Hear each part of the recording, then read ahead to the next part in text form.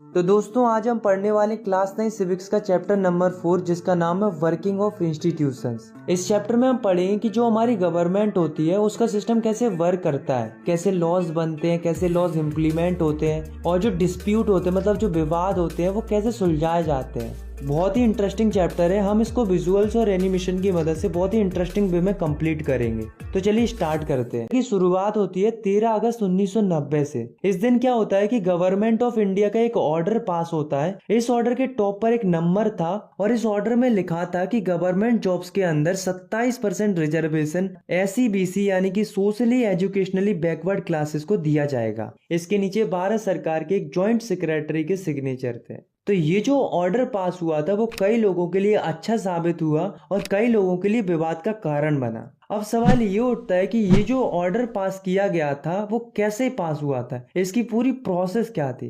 तो देखो हुआ क्या था कि 1979 में एक कमीशन बनाया गया था जिसका नाम था सेकंड बैकवर्ड क्लास कमीशन। ये जो कमीशन बनाया गया था उसको लीड कर रहे थे BP मंडल। मतलब BP मंडल इस कमीशन के हेड थे, इसलिए इस कमीशन को मंडल कमीशन भी बोला जाता है। ये कमीशन इसलिए बनाया गया था ताकि जो सोशली और एजुकेशनली बैकवर्ड लोग हैं, मतलब ऐसे लोग जिनकी सामाजिक और शैक्षणिक स्थिति कमजोर है, उनको ऊपर लाया जाए। इस कमीशन ने इस पर काम भी किया और 1980 तक आते आते इन्होंने एक रिपोर्ट भी तैयार कर ली जिसमें इन्होंने ये निष्कर्ष निकाला कि गवर्नमेंट जॉब्स के अंदर 27% रिजर्वेशन SC/BC लोगों को मिलना चाहिए। ऐसी एक रिपोर्ट तैयार की मंडल कमीशन ने। पर गाइस ये रिपोर्ट तैयार तो हो गई थी बट हमारी गवर्नमेंट ने इस पर कई सालों तक ध्यान नहीं दिया। लेकिन लगभग 9 सालों बाद इस मुद्दे को फिर से उखाड़ा गया। 1989 में क्या हुआ कि लोकसभा के इलेक्शन स्टार्ट हुए। इस इलेक्शन के दौरान एक पार्टी ने जिसका नाम था जनता दल, इन्होंने लोगों से वादा किया कि अगर उनकी पार्टी इलेक्शन में जीतती है तो वो जो मंडल कमीशन की रिपोर्ट है जो कि इतने सालों से अटकी हुई है उस पर वे ध्यान देंगे और उसे इम्प्लीमेंट करेंगे। जनता दल के ये वादे लोगों को बहुत पसंद आए और जब इलेक्शन हुए तो लोगों ने जनता दल को खूब वोट किया। इसका रिजल्ट ये निकला कि जनता दल इलेक्शन जीत जाती है। जनता दल के इलेक्शन जीतने के बाद उन्हीं के पार्टी के एक लीडर हमारे देश के नए प्राइम मिनिस्टर बनते हैं जिनका नाम था BP सिंह। अब जैसा कि तुम्हें पता है कि जनता दल इलेक्शन क्यों जीती थी, क्योंकि उन्होंने ये वादा किया था कि वो मंडल कमीशन की रिपोर्ट को इम्प्लीमेंट करेंगे और ऐसा हुआ भी। उन्होंने इसके लिए प्रयास भी किया। पर गाइस कोई भी पॉलिसी डिसीजन जब भी लिया जाता है तो वो कई सारी प्रोसेस से होकर गुजरता है। सिमिलरली जो मंडल कमीशन की रिपोर्ट थी वो भी कई सारी प्रोसेस से होकर गुजरी थी। ऐसा नहीं है कि अकेले जॉइंट सेक्रेटरी ने साइन कर दिया और लॉ पास हो गया, बल्कि कई सारे लोगों का कंट्रीब्यूशन होता है, कई सारे लोगों की सहमति ली जाती है, तब जाके कोई लॉ या पॉलिसी डिसीजन पास होता है। पर फाइनली 13 अगस्त 1990 को ये डिसीजन ले लिया गया कि SC/BC लोगों को 27% रिजर्वेशन मिलेगा। जब ये डिसीजन ले लिया गया उसके बाद सिचुएशन कुछ ऐसी हो गई कि कुछ लोगों को ये डिसीजन पसंद नहीं आया। इससे क्या हुआ कि भारी मात्रा में प्रोटेस्ट होने लगे, दंगे होने लगे। ये मामला इतना बढ़ गया था कि ये मामला पहुंच जाता है सुप्रीम कोर्ट में। सुप्रीम कोर्ट में इसके ऊपर एक केस फाइल होता है, Indira Sawhney and others versus union of India.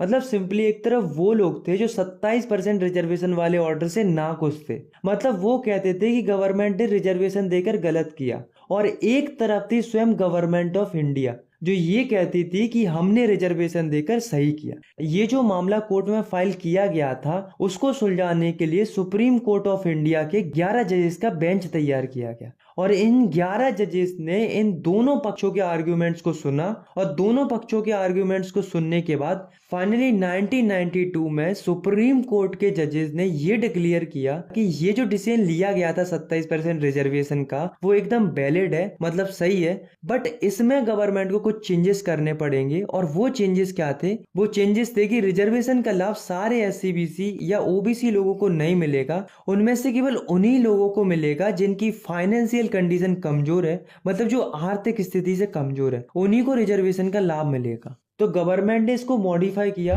और 8 सितंबर 1993 को एक नया ऑर्डर पास किया जिसमें SC/BC को मतलब OBC को दो हिस्सों में बांट दिया, क्रीमी लेयर और non creamy layer. Creamy layer में वो लोग आते हैं जो फाइनेंशियली स्ट्रांग है, मतलब जिनके पास अच्छा खासा पैसा है, और नॉन क्रीमी लेयर में वो लोग आते हैं जो फाइनेंशियली वीक है, मतलब जिनकी आर्थिक स्थिति कमजोर है। तो जो 27% रिजर्वेशन का सिस्टम है उसका लाभ केवल नॉन क्रीमी लेयर वालों को मिलेगा, क्रीमी लेयर वालों को नहीं मिलेगा। ये था वो ऑर्डर। इस ऑर्डर के बाद सारे लोग खुश थे और इसके बाद विवाद भी खत्म हो गया था। तो ये जो स्टोरी आपने सुनी है उसका मकसद केवल आपको इतना ही समझाना था कि कैसे डेमोक्रेसी के अंदर बड़े बड़े डिसीजन लिए जाते हैं और जो डिस्प्यूट होते हैं वो कैसे सुलझाए जाते हैं। मुझे लगता है कि आपको इसके बारे में थोड़ा बहुत आइडिया लग चुका होगा।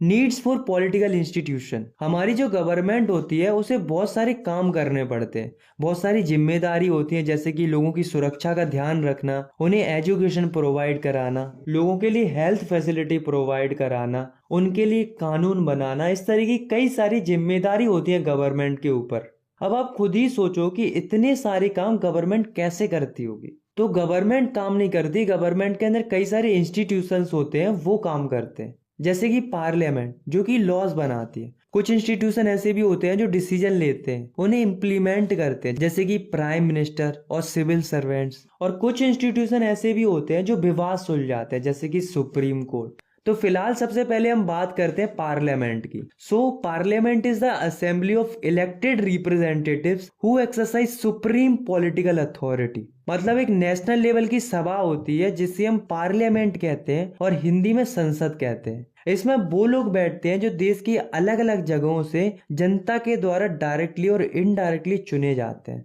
जिन्हें हम एमपीज कहते हैं, मतलब मेंबर ऑफ पार्लियामेंट। इनके पास सुप्रीम पॉलिटिकल अथॉरिटी रहती है, मतलब जितने भी बड़े बड़े डिसीजन लिए जाते हैं वो यहीं से लिए जाते हैं। अब गाइस आप इसे देखो, ये है हमारी इंडिया की पार्लियामेंट। ऐसे ही अलग अलग देशों की अलग अलग पार्लियामेंट होती है जिनके नाम भी अलग अलग होते हैं। जैसे कि ये रसिया की पार्लियामेंट है जिसको डूमा कहते हैं। ऐसे ही ये जर्मनी की पार्लियामेंट है जिसको रीस्टैग बोलते हैं। Why do we need a parliament? हमें पार्लियामेंट की जरूरत क्यों होती है? पार्लियामेंट की जरूरत इसलिए होती है क्योंकि पार्लियामेंट ही नए लॉज बना सकती है, एग्जिस्टिंग लॉ में चेंजेस कर सकती है, ये एग्जिस्टिंग लॉ को हटाकर उनकी जगह नए कानून बना सकती है। पार्लियामेंट उनको भी कंट्रोल करती है जो गवर्नमेंट रन करा रहे होते हैं, जैसे कि prime minister, council of ministers, उनके ऊपर भी कंट्रोल रखती है। अगर गवर्नमेंट को मनी की रिक्वायरमेंट होती है, मतलब पैसे की जरूरत होती है देश को चलाने के लिए, तो ऐसा नहीं है कि लीडर्स डायरेक्टली गवर्नमेंट का पैसा खर्च कर सकते हैं, बल्कि अगर उन्हें पैसा चाहिए तो उन्हें पार्लियामेंट से अप्रूवल लेना पड़ेगा, तभी भी पैसा खर्च कर पाएंगे। और अगर अप्रूवल नहीं मिला तो लीडर्स गवर्नमेंट का बिल्कुल भी पैसा खर्च नहीं कर पाएंगे। पार्लियामेंट सबसे बड़ा फोरम होता है डिबेट और डिस्कशन का, मतलब यहाँ पर देश के अलग अलग इश्यूज पर डिस्कशन किया जाता है, तो चाहे वो देश की कोई भी समस्या हो। To houses of parliament. Mainly parliament two parts में डिवाइडेड रहती है, जिन्हें हम चैम्बर्स और हाउसेस कहते हैं। हमारी इंडिया की पार्लियामेंट भी दो पार्ट्स में डिवाइडेड है, लोकसभा और राज्यसभा। और हमारे जो प्रेसिडेंट होते हैं वे ना ही लोकसभा में बैठते हैं और ना ही राज्यसभा में, लेकिन फिर भी वे पार्लियामेंट के पार्ट होते हैं, क्योंकि बिना उनकी सहमति के कोई लॉ पास ही नहीं हो सकता। लोकसभा को हाउस ऑफ द पीपल कहते हैं क्योंकि इसमें वो लोग बैठते हैं जो डायरेक्टली जनता के द्वारा चुने गए होते हैं। वहीं राज्यसभा को काउंसिल ऑफ स्टेट कहते हैं, इसमें वो लोग बैठते हैं जो इनडायरेक्टली जनता के द्वारा चुने गए होते हैं, मतलब इनको एमएलए चूज करते हैं। लोकसभा में 545 मेंबर होते हैं, वहीं राज्यसभा में प्रेजेंटली 245 मेंबर है, मैक्सिमम 250 हो सकते हैं, उससे ज्यादा नहीं। लोकसभा को लोअर हाउस भी कहते हैं और राज्यसभा को अपर हाउस भी कहते हैं। अब गाइस एक क्वेश्चन अराइज होता है कि इन दोनों में से कौन सा हाउस ज्यादा पावरफुल है। आप में से कुछ लोग सोच रहे होंगे कि इसका नाम अपर हाउस है तो ये ज्यादा पावरफुल होगा, बट रियलिटी में ऐसा नहीं है। अगर हमें पता करना है कि कौन सा हाउस ज्यादा पावरफुल है तो उसके लिए हम पढ़ते हैं इस टॉपिक को, जो कि है विच house is more powerful in Lok Sabha और राज्यसभा। इसे जानने के लिए सबसे पहले हमें ये समझना होगा कि लॉ कैसे बनता है। तो चलिए देखते हैं। सबसे पहले लोकसभा या राज्यसभा का कोई भी मेंबर बिल लेकर आता है। सपोज लोकसभा का एक मेंबर है जो बिल लेकर आया। बिल बेसिकली एक डॉक्यूमेंट होता है जिसमें जो लॉ पास कराना होता है उसके बारे में लिखा होता है। तो उस पर्टिकुलर बिल के लिए लोकसभा में कई दिनों तक डिस्कशन होता है, उसके बाद उस बिल पर वोटिंग होती है। अगर लोकसभा के ज्यादातर मेंबर उस बिल के पक्ष में होंगे तो वो बिल पास हो जाएगा, और अगर पक्ष में नहीं होंगे तो वो बिल पास नहीं होगा। अगर मान लो वो बिल लोकसभा से पास हो जाता है तो बिल दूसरे हाउस जाता है, यहाँ पर भी इस बिल पर डिस्कशन होता है और वोटिंग होती है। अगर बिल यहाँ से भी पास हो जाता है तो आखिर में ये बिल जाता है प्रेसिडेंट के पास, और अगर प्रेसिडेंट ने भी अप्रूवल दे दिया तो ये बिल फाइनली लॉ बन जाता है और फिर इसे सारी कंट्री को मानना पड़ता है। अब गाइस अगर मान लो ऐसा होता कि एक हाउस से तो बिल पास हो जाता और वहीं दूसरे हाउस से बिल पास नहीं हो पाता, तो ऐसे में क्या होता है? ऐसे में होती है जॉइंट सिटिंग। मतलब ये दोनों हाउस के लोग एक साथ बैठकर डिस्कशन करते हैं और साथ बैठकर वोटिंग करते हैं। अब गाइस मैंने आपको बताया था कि लोकसभा में ज्यादा मेंबर होते हैं, वही राज्यसभा में कम मेंबर होते हैं। अब गाइस आप खुद ही सोचो कि अगर वोटिंग होगी तो किसका व्यू ज्यादा डोमिनेट करेगा? ऑब्वियसली जिसकी मेजोरिटी होगी उसी का व्यू ज्यादा डोमिनेट करेगा। तो जब भी ज्वाइंट सिटिंग होती है तो लोकसभा का व्यू ज्यादा डोमिनेट करता है। तो यहाँ से हमें क्या पता चलता है कि लोकसभा ज्यादा पावरफुल है एज कम्पेयर टू राज्यसभा। एक और चीज है कि जब भी मनी से रिलेटेड कोई बिल पास करना होता है तो केवल लोकसभा का ही मेंबर मनी से रिलेटेड कोई बिल ला सकता है। राज्यसभा का मेंबर मनी से रिलेटेड कोई भी बिल नहीं ला सकता। और ये भी है कि अगर लोकसभा ने मनी से रिलेटेड कोई बिल पास कर दिया तो राज्यसभा उसे रिजेक्ट नहीं कर सकती है, वो केवल उसे डिले कर सकती है, वो भी केवल 14 दिनों के लिए, उससे ज्यादा नहीं। राज्यसभा केवल सजेस्ट कर सकती है। ये लोकसभा पर डिपेंड करता है कि उसको सजेशन मानना है या नहीं मानना।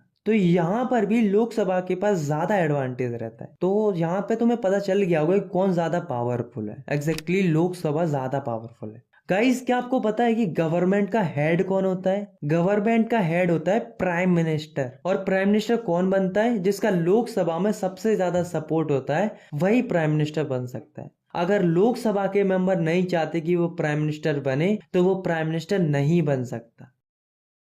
Now the next institution is executive. तो ये एग्जीक्यूटिव कौन होते हैं? एग्जीक्यूटिव वो लोग होते हैं जो गवर्नमेंट के डिसीजन और पॉलिसीज को एग्जीक्यूट करने का काम करते हैं। तो एग्जीक्यूटिव दो टाइप के होते हैं, पहले पॉलिटिकल एग्जीक्यूटिव और दूसरे परमानेंट एग्जीक्यूटिव।